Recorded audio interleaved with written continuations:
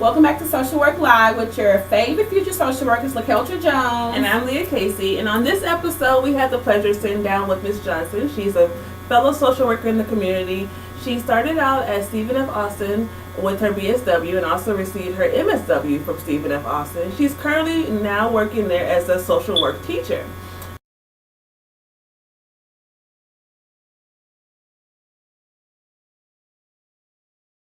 She also is an advocate for the Houston Resource Center, which is an HIV and AIDS community-based agency that helps funding for local agencies to receive money from the government for HIV and AIDS awareness in our community.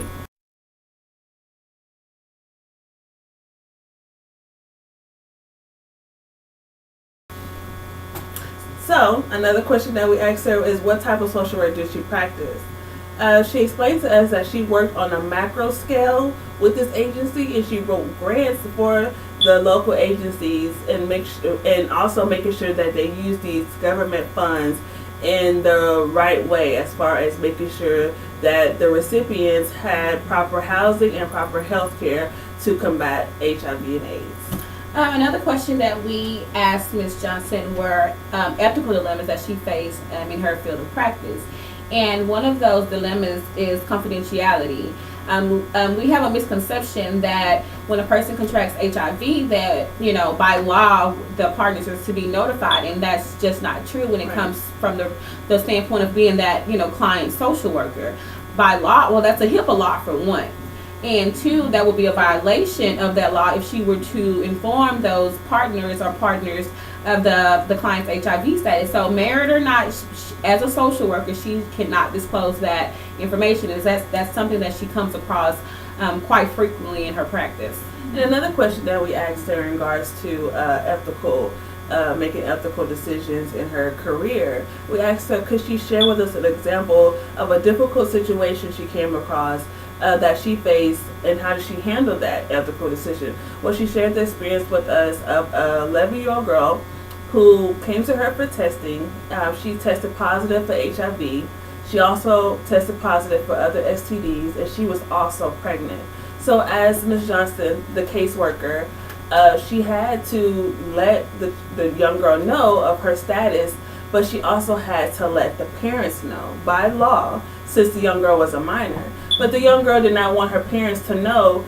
And of course, you want to stick to the confidentiality agreement between you and your client, but also you have to do what's in the best interest of your client and also her family. And her being a minor, the caseworker, Ms. Johnson, had to let her parents know so this young girl can receive the proper health care for herself and for her child. Right. So that was a tough ethical decision that she had to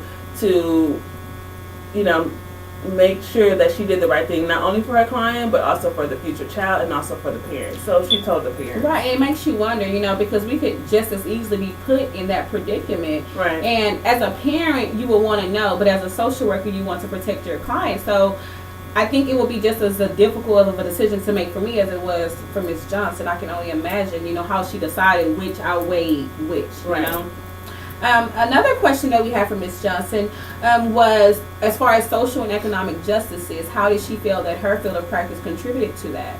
And the biggest concern that we have, the biggest issue that we have with America today is health care.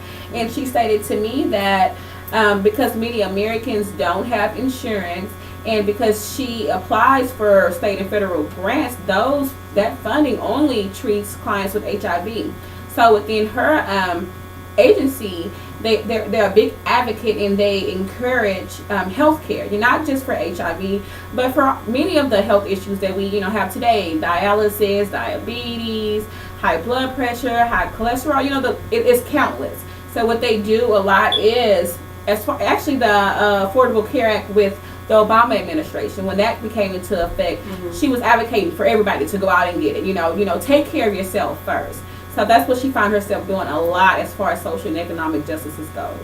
And as we all know, HIV and AIDS is a global issue. It's a global social injustice that not only takes place here in America, but worldwide. So I asked Ms. Johnson, how do you see this global issue of HIV and AIDS how do you feel like you're impacting the world and with the work that you do? And what she told me was something that was pretty much profound, that if we were all able to give a helping hand to another country and helping to minimize the HIV or end the HIV and AIDS epidemic, then we're also solving that problem on a global issue. So what we have a program here that was put in place by the Bush administration, which the funds that we receive here and the tax dollars that we pay here are and put into a fund that is for global use to combat HIV and AIDS.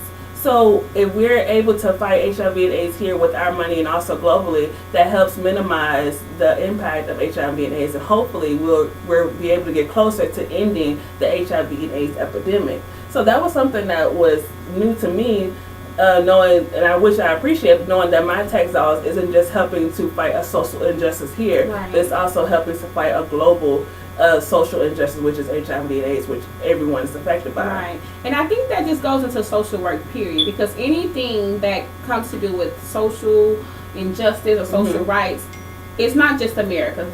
Some other country it's impacting in some other way. And I think that comes with, you know, in growing as a social worker, not looking at things from a national, you know, standpoint, but looking at it globally, right? Not just locally, what surrounded by me, right? But globally, because it's a global issue.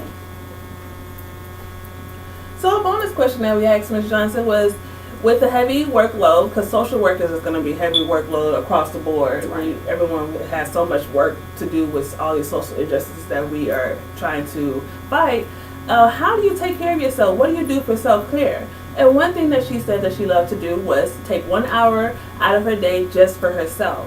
And with that hour, she either exercised, meditated, took walks, and just, you know, disconnect from the world, no work, no phone. She just took time to focus on herself. Also, she said she took advantage of her PTO. She took trips with her family, took trips with her husband. She just did anything she could to de-stress in order for her not to be burned out by her caseload. And I think that's something important for all of us to implement in our career, making sure that we take care of ourselves first in order for us to take care of the community, right. In order for us to take care of the state, in order for us to take care of the country and the world. We also have to take care of ourselves first in order to give proper care to those that are in need. Right, and I realize that no matter what agency, what field, what part of case management the social work was coming from, they always emphasize self-care. Right. So I think as future social workers, that's something that we should, you know, take heed to. Moving forward, I asked Ms. Johnson if she had any advice for us as future social workers, and she said to find your niche. Find out what it is that you want to do, find out your population, and stick to that. You know, coming into the social work profession, the social work program, we want to help the world. We want to help the child, the mom, the person that's abusing drugs. We want to, you know, help everyone, the veterans, but we need to find a certain population and just stick to that. I think that'll help your client, and it'll help you be more proficient as a social worker. Yeah, and it's good to know a little bit about all areas of social work, but you want to make sure that you have a general, not a general, but something that your niche, like something that you are passionate about, one area of social work that you can go hard in and make sure that you're very efficient in that area. So that's something that I think it's some advice that's beneficial for all of us. Right. And as far as just to add a little something to that, because I may be, you know, working as a social worker with veterans, and she could be helping the homeless, you know. I may not be able to help the homeless, but I know who could help them, and I would know who to send them to. Networking. You know, right. So you want to network, but stick to what you're good at, because I couldn't help the homeless as well as she could, you know, and she probably, and vice versa. So just find what you want, what you would like to do, and just stick to it. So I think that wraps up everything for Social Work Live today. Thank you for tuning in, and until next time, remember to go into the world go into the world and do well, but more importantly, go into the world and do good things. Thanks for joining us, y'all. Have a good day.